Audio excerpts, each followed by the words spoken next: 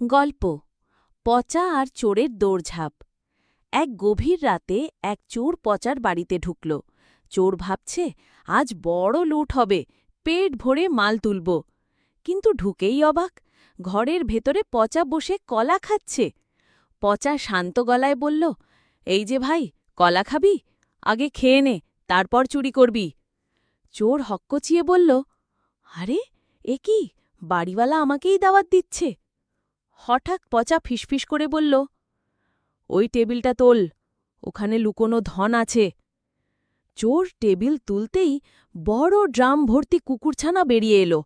সব কুকুর একসাথে ভাউ ভাউ ভাউ করে ঝাঁপিয়ে পড়ল চোরের ওপরে। চোর দৌড়ে পালাচ্ছে, পিছনে পচা হাঁক ছাড়ছে, এই যে ভাই, গিফট নিতে ভুলে গেছিস, একটা ঝাঁটা নিয়ে যা।